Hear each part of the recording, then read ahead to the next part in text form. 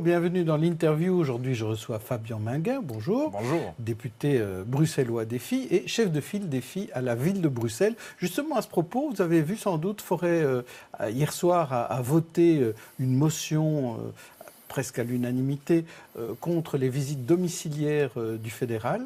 À la ville de Bruxelles, qu'est-ce qui va se passer lundi ? Je crois effectivement ce matin, à mon initiative, sur base du texte qu'avait déposé Écolo, notamment à Liège, et donc en accord avec les trois partis d'opposition, Défi, Écolo et le CDH, nous allons déposer une motion commune pour demander aussi qu'à la ville de Bruxelles, qui en plus de ça est la commune qui, elle, est au cœur du problème avec justement le parc Maximilien et tout le travail des citoyens et des plateformes qui travaillent dans ce parc pour suppléer les manquements de l'État fédéral, pour demander aussi, envoyer un signal fort pour s'opposer à ce texte. On voit aujourd'hui que ce texte est décrié par les citoyens, par les gens de gauche, par les gens de droite, par les magistrats. On voit le mouvement de fond qui se lève contre ce texte, qui touche effectivement à des principes fondamentaux de notre État de droit. Et c'est pour cela que l'ensemble des partis de l'opposition, Défi, Écolo et CDH, demandent et vont déposer une motion commune lundi au Conseil communal. Donc on verra bien comment la majorité à la ville de Bruxelles se positionnera.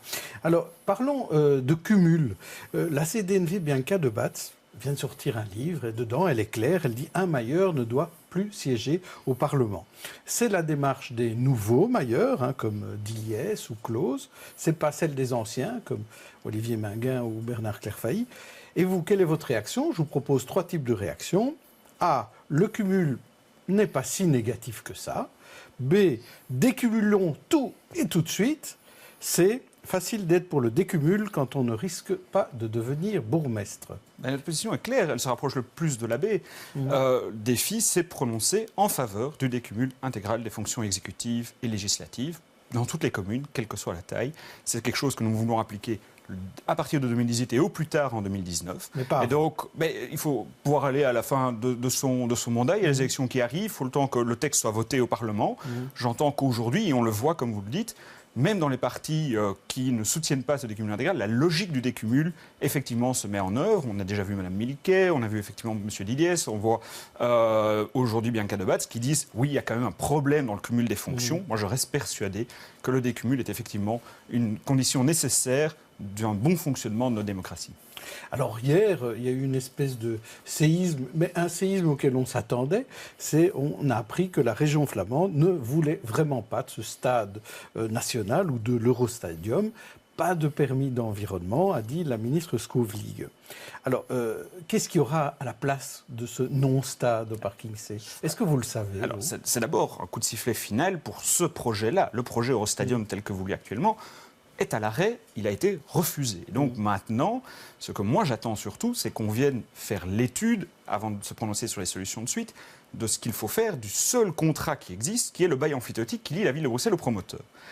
Depuis plus d'un mois, nous essayons d'interroger les chemins courtois, depuis que l'euro ne sera plus accordé à Bruxelles, qu'on n'accueillera plus l'euro, nous essayons d'interroger M. Courtois pour demander si le bail amphithéotique a encore une validité juridique.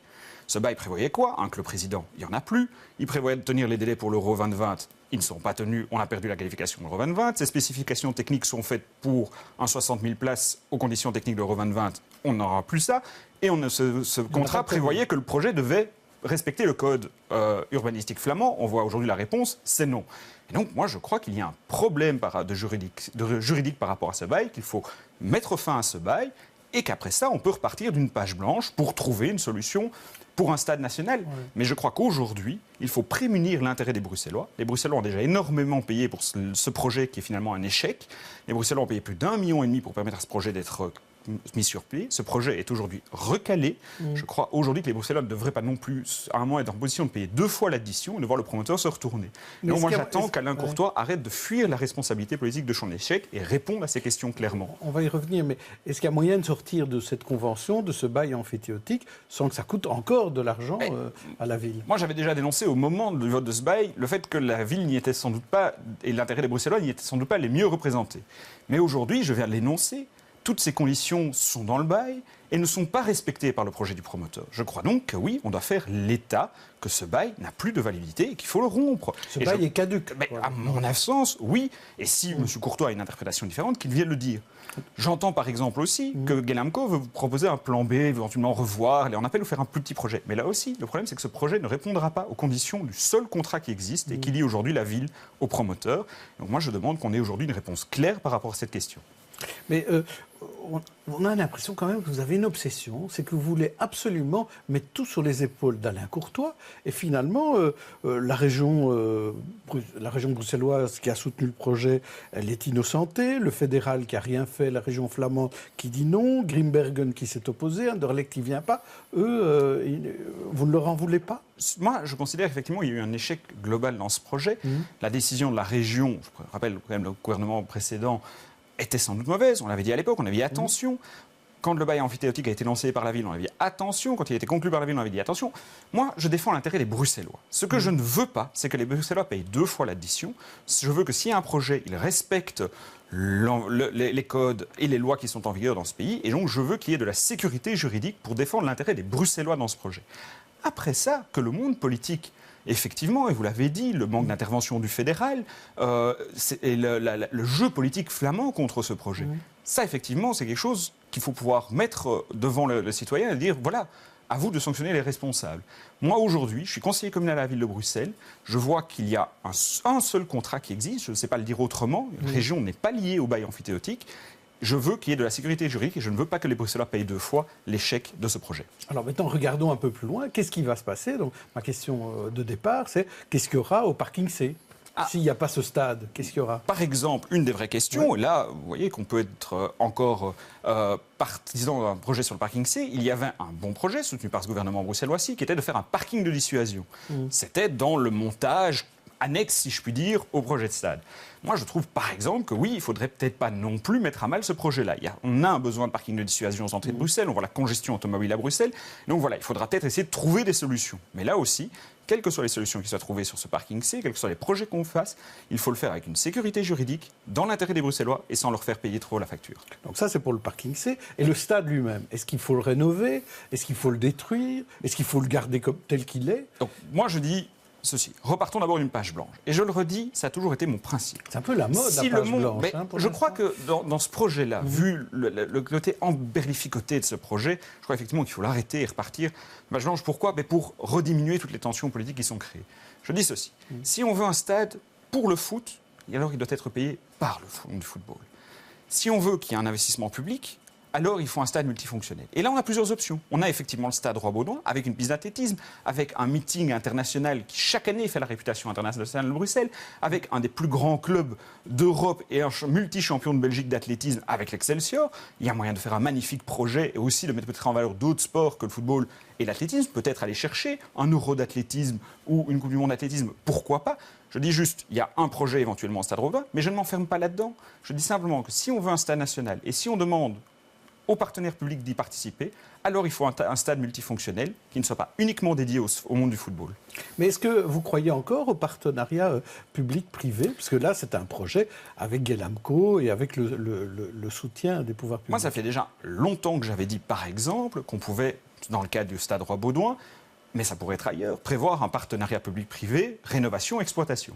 J'ai par exemple vu, même si pour l'instant on n'a pas été plus loin dans le test de cette piste, que Bessix était prêt à le faire. On m'avait toujours dit, il n'y a aucun partenaire privé qui est prêt à investir dans le stade Roi-Baudouin. Il y en a au moins un. Donc voilà, moi j'attends de voir ce qu'il y a concrètement derrière. Mais je dis simplement, oui, on peut encore aller vers les PPP. Après, attention, on voit par exemple en France, dans les stades comme Lille, etc., qui sont souvent cités en exemple, que ces partenariats, il faut bien les penser. Il faut une vraie sécurité juridique pour s'assurer de la rentabilité, tant pour les pouvoirs publics que pour les partenaires privés. Donc ce stade-là, tel qu'il est mort, mais il y a peut-être plein d'autres idées. Moi je dis, essayons de trouver effectivement une idée, repartons d'une page blanche, je reste pour défendre l'intérêt du sport à Bruxelles, aussi de sa dimension internationale. Je dis juste, je le redis, il y a la rénovation du Roi-Baudouin qui devrait être enfin étudiée, ou une autre piste, moi je ne suis pas fermé, mais je dis simplement, si investissement public il y a, alors il faut un multifonctionnel. Si le monde du football veut un stade uniquement football, qu'il le paye, mais ce ne sera pas avec le concours des partenaires publics. Alors, autre sujet un peu délicat en ce début de semaine, c'est cette affaire du cimetière multiconfessionnel de Schaerbeek-et-Vert, qui fait parler de lui parce qu'on a installé un grillage et qui sépare le cimetière multiconfessionnel du cimetière initial de Schaerbeek. Certains députés sont montés au créneau en disant qu'installer un tel grillage, c'était pratiquement l'apartheid qu'on créait entre ce cimetière multiconfessionnel et le cimetière habituel de Schaerbeek. Alors, est-ce que c'est un scandale ou est-ce que c'est une tempête dans un verre d'eau? Je crois qu'il faut effectivement rétablir la vérité des faits et sans doute ne pas utiliser, je le regrette vraiment, ce genre d'informations pour commencer à lancer la campagne électorale et lancer ce genre de bisbrouille qui sont dommageables au vivre ensemble à Bruxelles. Donc j'appellerai ces députés à un peu plus de prudence dans les propos. Voilà ce qui se passe. Schaerbeek a, dès le début des années 90, plaidé pour la mise en place de ce cimetière multiconfessionnel. Schaerbeek est quasiment à l'origine de ce cimetière. Depuis lors, Schaerbeek collabore avec cette ASBL qui gère ce cimetière, en mettant notamment son personnel à disposition pour l'entretien, etc. Et l'entrée se fait par le cimetière de Schaerbeek. Il y a 3 ans, cette ASBL demande à la commune: est-ce que je pourrais gérer moi-même mon cimetière? Il faut savoir que c'est une ASBL où, à part le directeur, il n'y a pas d'employé. Tout Schaerbeek a soutenu et aidé ce cimetière à se réaliser et à être exploité. C'est si différent, ces deux cimetières. Enfin, le fonctionnement... C'est la demande de l'ASBL. Il voulait, par exemple, pouvoir... moi, j'ai aucun souci avec ça, qu'il y ait des enterrements après 16 heures. Mais le problème, c'est quand c'est le personnel de Schaerbeek qui le fait et qui, lui, termine à 16 heures, c'est parfois compliqué à gérer. Donc, il y a une demande légitime de l'ASBL de dire: on aimerait pouvoir gérer ça et exploiter ça nous-mêmes. Très bien, cette demande est faite il y a 3 ans. Mais à partir du moment où ça n'est plus lié à Schaerbeek, où on demande qu'il y ait une séparation juridique entre la commune et cette ASBL, il fallait effectivement pouvoir délimiter le terrain. Je crois d'ailleurs de mémoire qu'il y a aujourd'hui déjà un grillage le long de la limite avec Evert, sans que ça pose de soucis. Donc je ne crois véritablement pas qu'on puisse faire le procès d'intention qui est fait à Schaerbeek. Schaerbeek a défendu ce système multiconfessionnel, a aidé à son exploitation, a toujours plaidé pour cela. Il y a juste ici un petit conflit, à mon avis, sur la manière de gérer ça juridiquement. Je crois qu'il faut maintenant abaisser les tensions, arrêter de propager de fausses informations et d'essayer de faire croire qu'il y a une stigmatisation. Ça n'a jamais été la politique mise en place à Schaerbeek, certainement pas par Bernard Clairfailly. Je le dis, on a plaidé et aidé ce cimetière à être exploité.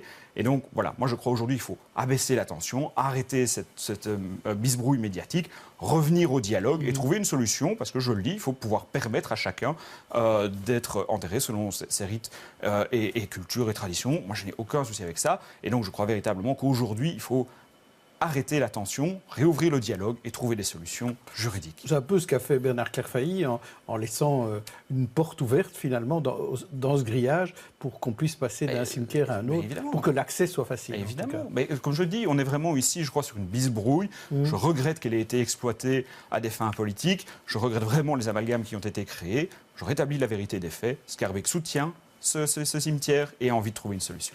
Merci Fabien Minguin. Merci à vous. Vous retrouverez Stéphanie Meyer demain avec un autre invité. D'ici là, bonne journée et bonne soirée à tous.